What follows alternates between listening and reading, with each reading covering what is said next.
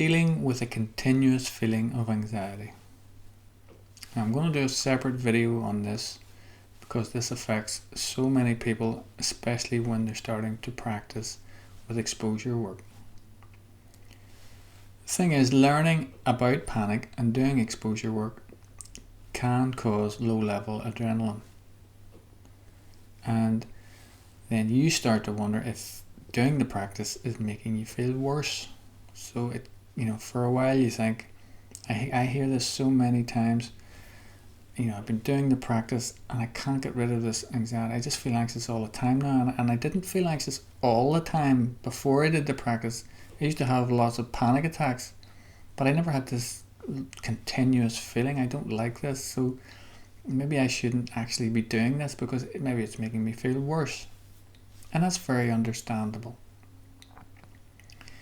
Just keep in mind that this is perfectly normal and it will pass. Trust me on that. I've been through this exact experience myself, okay?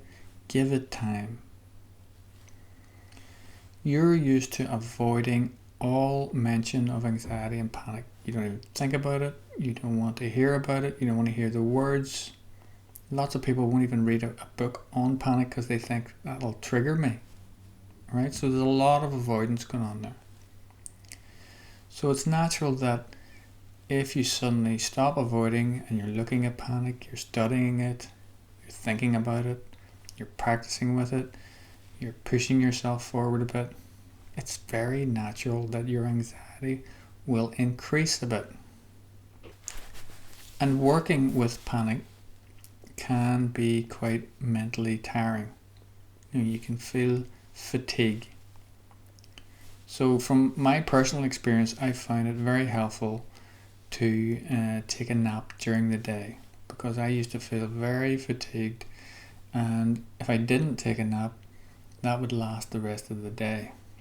So even if you're still going to work and you come home, take a nap just for 40 minutes to an hour, no longer, because then you sort of interrupt your sleep patterns.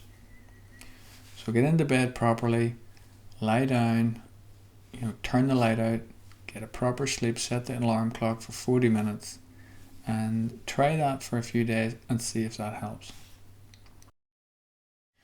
And try and normalize your routine. So you're working on the practice, yes, but don't spend every waking moment focused on the panic. Okay? So even if it's continuously in the back of your mind, get on with your normal routine as best you can. So, just do what you feel you would normally do if you didn't have panic to the best of your ability. So when you're in the house, do some housework, sort out some papers, look after the kids, do whatever you feel you need to do. And if you find yourself continuously checking in on this continuous feeling of anxiety, practice with that. Just practice, use all your skills, restructure your thoughts. Just tell yourself this is normal, this is common, this happens when I'm starting to practice with panic. Just let it happen, don't resist it, don't fight it. Continuously let go. Sometimes experiment with increasing the anxiety. Just say, okay, make it worse, see what happens. See if you can actually mentally make the anxiety worse all over in your head, whatever. See what happens. When you suddenly change like that, change your attitude towards it, you just be surprised at what can happen. Keep remembering you're in no actual danger, it's just low-level adrenaline. Just sensations. It's just sensations. Let it happen. It'll pass eventually. Don't give it a time limit. So go over all your behavioral skills in workbook 2. Alright? And then some days, if you want to, just distract yourself completely.